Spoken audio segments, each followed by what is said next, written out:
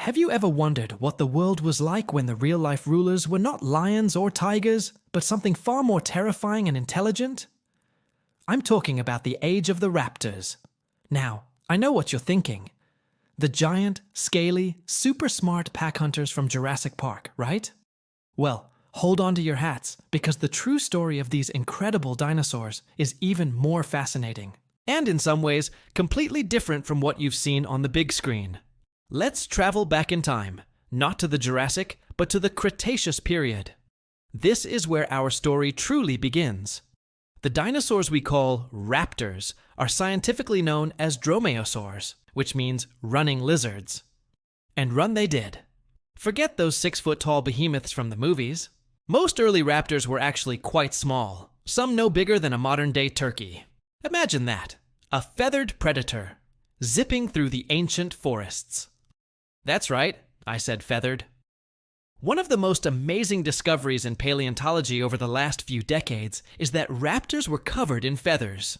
Not just a few fluffy bits, but complex veined feathers, just like the ones on birds today. In fact, raptors are extremely closely related to birds. Looking at a raptor skeleton is like looking at an early draft of a bird. They had hollow bones, wishbones, and even feathers that might have been used for display, to keep warm, or to help them maneuver as they ran and leaped. So, where did these feathered terrors come from?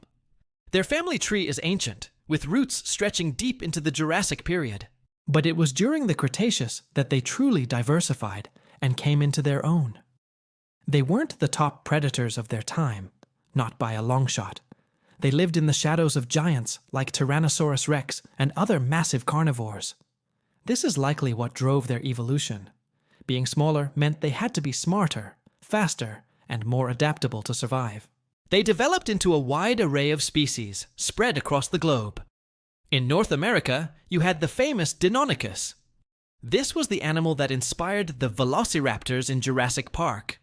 While still not as big as in the movie, Deinonychus was a formidable hunter, about the size of a wolf, with a powerful build, and that signature weapon we all know and love, the sickle claw. This claw, found on the second toe of each foot, was their defining feature. For years, scientists debated how it was used. Was it for slashing and disemboweling large prey? The latest research suggests a different but equally grisly purpose. It seems raptors would leap onto their prey, using their feathered arms for balance, and pin the animal down with their body weight. Then, they would use that terrifying claw like a crampon, a climbing hook to lock onto their struggling victim, preventing escape. They wouldn't slash, but rather puncture and hold, while their powerful jaws went to work.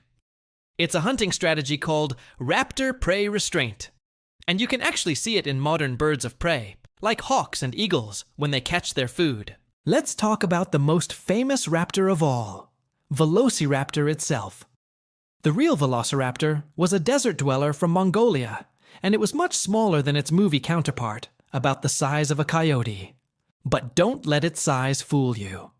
It was a swift and intelligent predator, perfectly adapted to its arid environment. One of the most incredible fossils ever found, the fighting dinosaurs, shows a velociraptor locked in mortal combat with a plant-eating protoceratops. It's a snapshot of a life-and-death struggle, frozen in time for 75 million years, proving that these small predators were bold enough to take on prey their own size or even larger. This raises a key question. Did they hunt in packs? The movie image of a coordinated pack of raptors is powerful, but the scientific evidence is a bit more complicated. Fossil trackways showing multiple raptors moving together are rare, and some mass death sites could just be animals that gathered at a water source or a carcass. However, it's not out of the question. Social behavior exists in many animals, including their modern relatives, birds. Perhaps they hunted in loose family groups, more like a mob of Komodo dragons than a disciplined wolf pack. The debate continues, which is what makes paleontology so exciting. What made raptors so successful was their combination of traits. They had stereoscopic vision, meaning their eyes faced forward, giving them excellent depth perception for judging distances to prey. They had relatively large brains for dinosaurs of their size, suggesting a higher level of intelligence and complex behaviors. And they had speed and agility on their side.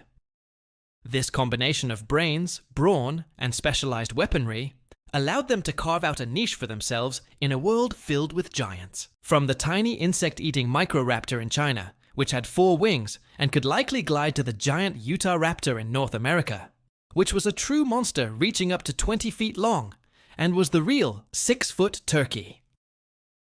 Of the dinosaur world, the raptor family was incredibly diverse. They weren't just one type of animal. They were a dynasty of predators that conquered nearly every continent on Earth. Their rise was a story of adaptation. They started small and by necessity became quick-witted and specialized. They weren't the kings, but they were the supremely effective assassins of the Cretaceous world, thriving in the spaces left by larger dinosaurs. Their legacy isn't just in the fossils they left behind. It's flying all around us. Every time you see a bird in your backyard, you are looking at a living, breathing dinosaur, a direct descendant of a lineage that includes the mighty raptors. Their reign may have ended 66 million years ago with that fateful asteroid, but their story didn't end. It just evolved. The rise of the raptors is a fantastic tale of evolution, showing how intelligence, speed, and unique adaptations can allow a group of animals to flourish in a dangerous world. They were nature's perfect little killing machines. Thank you so much for joining me on this journey back in time. If you found this as fascinating as I do, please hit that like button and consider subscribing for more deep dives into the incredible world of dinosaurs. Let me know in the comments which dinosaur you'd like to see me cover next. Until then, stay curious.